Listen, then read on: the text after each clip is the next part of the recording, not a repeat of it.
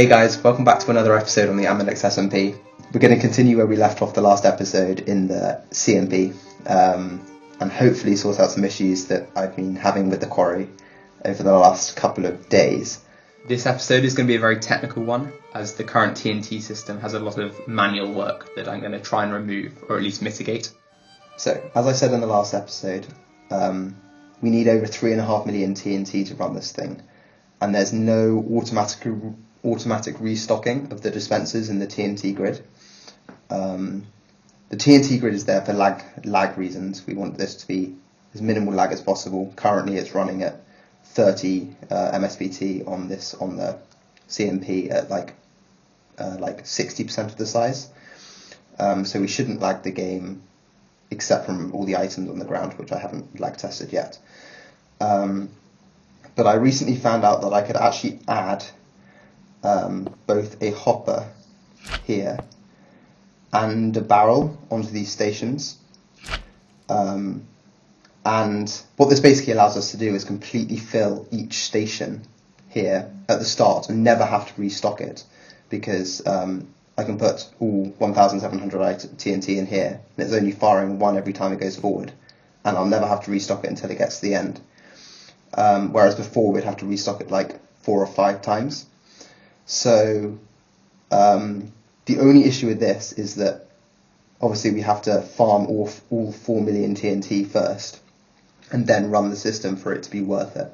And also there might be a lag issue here, because as you can tell, you've got one completely full barrel, one completely full hopper, and then it'll be trying to push into the dispenser half the time, and actually in the laggiest time, and you'll be moving entities around, which is very laggy. So I've set up a little test over here, which I haven't tested yet, where I've got all 2,200 and something dispensers here that we're going to need in the grid, all filled up with TNT, with one shulker box worth of TNT, and we're going to MSPT test. So we're going to use the /health command on Canopy. So if we unload, the chunks go out really far. Or just go out of render distance just to make it safe. So yeah, like this, and then we go /health and we wait a bit.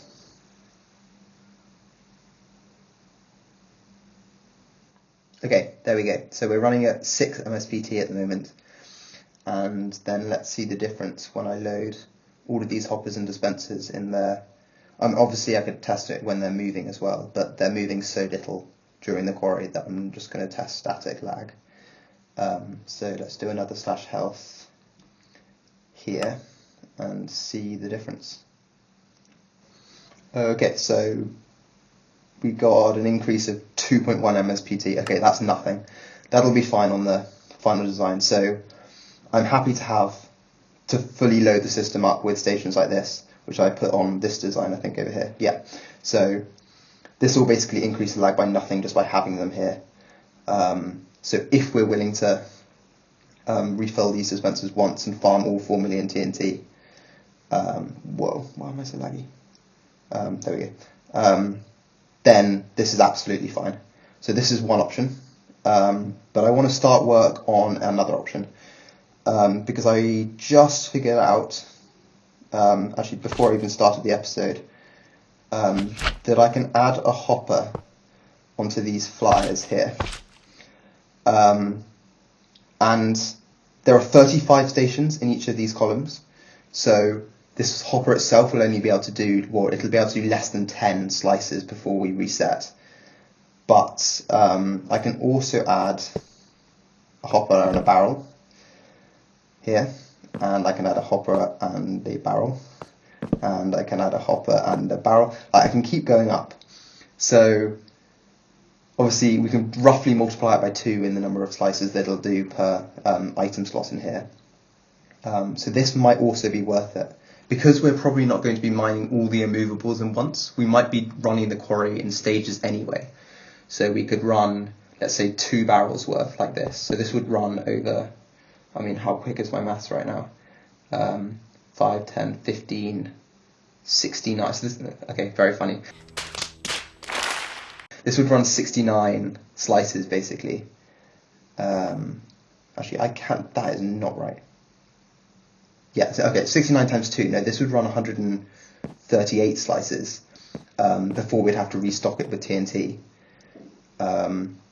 which would be pretty perfect because I could just run it overnight and then. Actually, that wouldn't be overnight. Actually, that would be quite a short amount of time. Ooh, maybe it's not better to do it like this. I'm not sure, but I'm going to have a go at trying to wire this up in a nice way and see if it's actually even worth considering as an option. So I'll give you a progress update when I'm kind of in the middle of that. Okay, so I've done some designing and I come up with a couple of ideas, but basically no matter what I'm going to have to drop the flyers down. The main issue is that it's quite hard to push the new barrels and hoppers forward. I'm going to have to use this bottom piston because they have to be refilling when they're down at the bottom here, and then and then the system resets when they're going up, and the top half stays stationary and the bottom half moves forward in that order. So it's going to have to be that bottom piston that pushes this forward. Unfortunately, the bottom piston is exactly in line with the dispenser, which is exactly in line with the hopper that refills it. So I can't just have like hoppers here, well, hopper barrel, all the way up here, because the hopper below it will just collide with them as they go up. So the idea is kind of ignore the station, because the station can be moved, well, the system can be moved downwards. But the idea would be something like this, I think. So this piston will just go up like normal, and then when it hits this slime, this hopper won't be there. We go up further. Although if the hoppers... So this was the other idea, was basically we have to refill from the side or the front. Oh, we can't refill from the front because, the hoppers point into each other. So the only way we can refill from the front is if we lock this hopper here when it arrives down at the bottom, and then we do the same thing.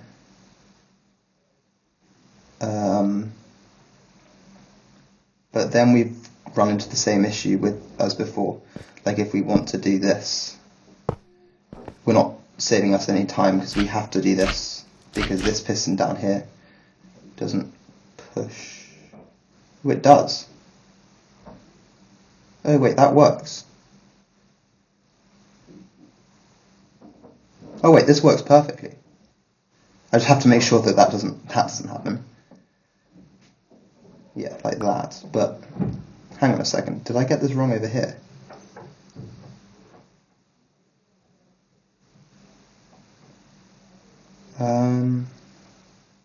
Yeah, I got it wrong. No, this works. So, I mean, let's just leave this system here. Oh no, because that hopper will start returning it into the barrels as it goes up. So we'd have to have redstone blocks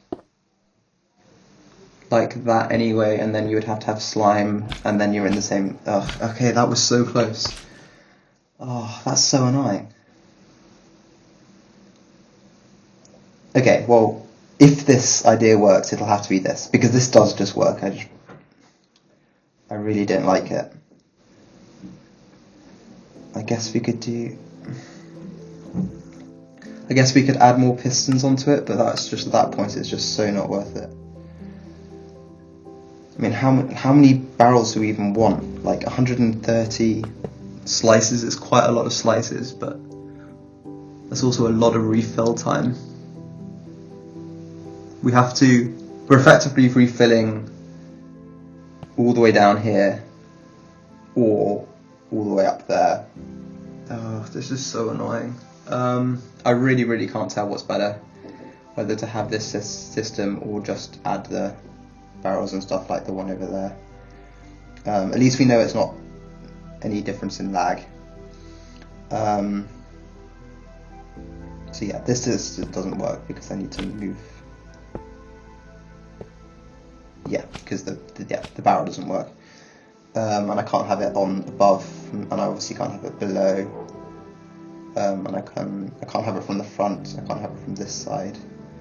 This hopper can't be, this hopper can't be moved.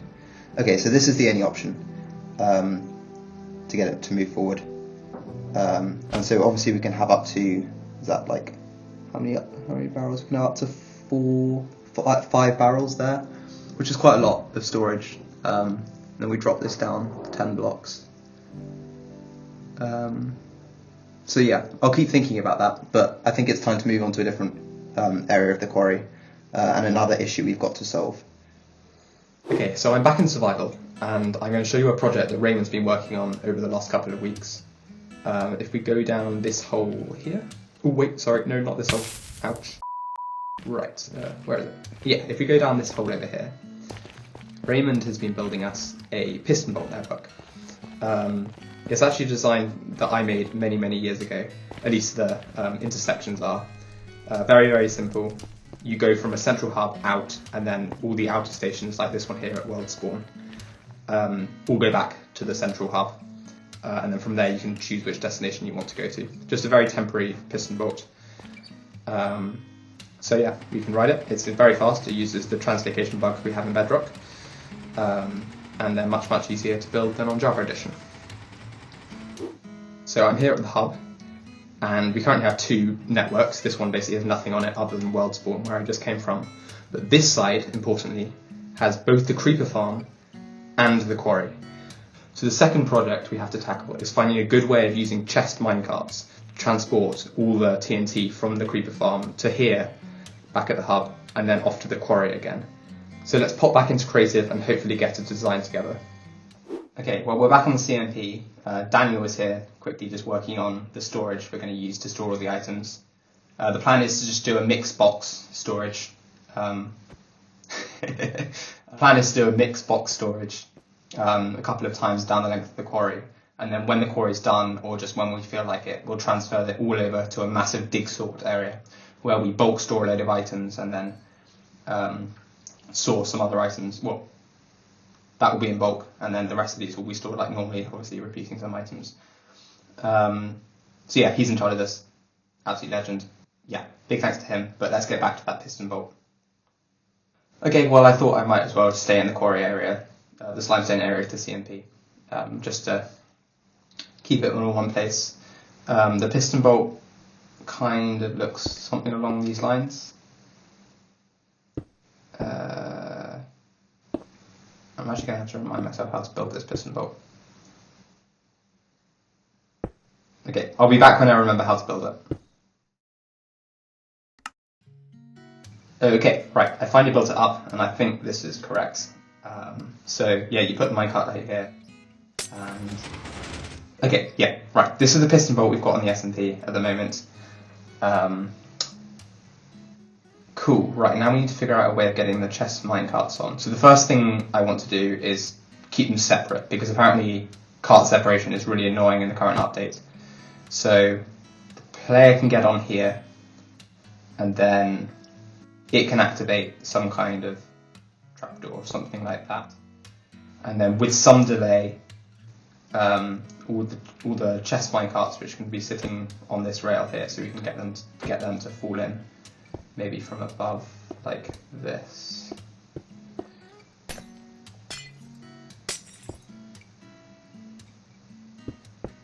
Yeah, okay, so all the chest minecarts will fall down onto this rail here, and then we fire that once, and then with a bit of delay we fire the second time, and they should end up in different times here. So let me quickly wire that up, and let's see what it looks like. Okay, well, I got that wired up. The timings are really tricky, but now we can spam hopper minecarts. They will stack on the curved rail down there. You get in that minecart, and then you go. Boom. They don't seem to be stacking at the end, which is a bit interesting. I might be able to use that to my advantage, but either way, I think what I'm going to try and do is firstly get the player out of the way. So if we can get the player out of the way like this, something on this line, then we kick them off, and then we have some kind of cactus thing over here to destroy the hopper minecart. It won't be exactly like that, but I'm sure that'll roughly work. And then my first thought for doing the timings was kind of to stop this piston from pushing. So maybe we can add another one in here and get it to shoot it off to the side. That might work, but I really don't want it to be bulky or like change too much of the system. So I'll have a think and hopefully come up with a solution that's better than just sticking a piston somewhere. Okay, so I played around with it for a bit, and putting a piston there was just way too complicated, and I was getting really annoyed with the minecart zipping over here. So I went with another idea that I had, which was just to push up another rail, because if a rail is here, when the piston bolt goes, no matter what, it'll snap to that rail instead of the one above, and then all I have to do is pull that block down and the minecart will drive off. So I just had to pull that up after the real minecart has gone through, and Vortex Fillet seems to do it. This little rail here was really annoying to figure out, because if that pushed, well, I'll show you, if that's not there, this happens. Oh, wrong block. Yeah, and then it glitches into this block and everything breaks.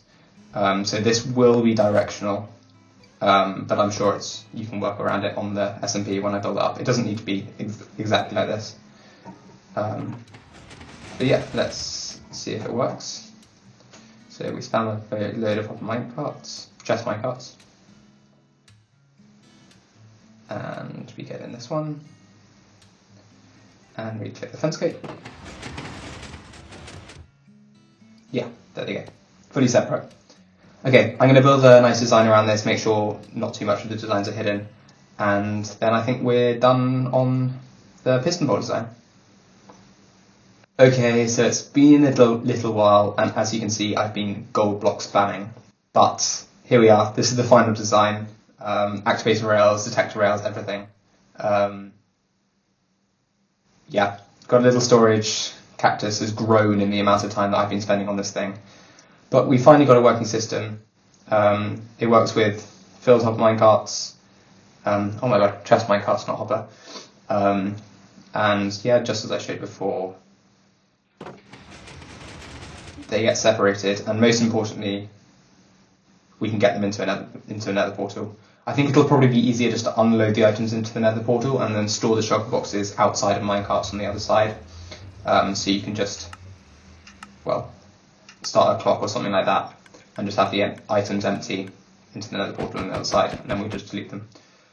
Yeah, so that's the design. I think that's enough for this episode. We're running it's definitely going to be over 20 minutes this time. So we'll build this up in the next one. Okay, so to finish up the episode, I thought I would return to what we were doing right at the start and figure out what we're actually going to do with the TNT. Off camera, I realised that I could stack the barrels like this instead of on top of each other, which actually saves quite a lot of vertical space.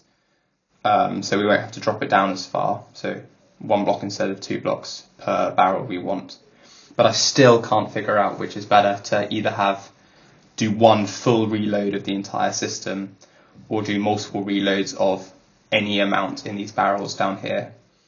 There are still 60 flyers down here that would need to be refilled, and for every barrel we add, that's another step of the process that we have to do as the quarry goes. I kind of thought about this quite a lot, and if this is the final decision, then it'll be quite easy to add storage down here. But what I haven't done is made refilling the barrels easier if we leave them on the quarry. So if the design is like this, we are going to have a system to manually refill these. We could obviously refill them in one central location, maybe with hoppers, and then try and get flying machines to put them into these positions. But I really don't think it's worth it. So I think the easiest way to do this will be, what's a fast soul soil? Will be to grab some soul soil and a flying machine. And where's soul soil in the creative inventory? There it is. We just grab some soul soil like this and just have a step flyer. So you start here with an inventory full of shulker boxes. you place the shulk box down there, you empty it, you put it in that barrel, you move on, you move on, you move on, and you do this 35 times as you go up if you do 2 layers at a time. Yeah, and then when you get to the end, you fly back down this direction, and then you click like a fence gate or something, and this will move up a block, and then you just click it 5 times or whatever, and then you do layer by layer and layer. So at least if I get this done, there will be a second option, and we can make that decision next episode. But let me quickly get this step 5 built up, and I'll show you the system. Okay, so yeah, this is how it would work. You run along here, you do the TNT thing as I said, and then you click the fence gate, and then you just have a normal step flyer on the end. I made it nice so that the fence gate was kind of easily clickable. You can always add, you can probably add quite a few temporary storage barrels here. Yeah, you can add 10. Yeah, so you can come collect the TNT and then do the next layer. You would move that up 5 blocks. And then do the next 2 layers. So yeah, they're the options. Let me know what you think is better, whether we do one manual refill like this or lots of small manual refills up to any arbitrary ones by adding stations down here. But yeah, thanks for watching, and I'll catch you in the next one.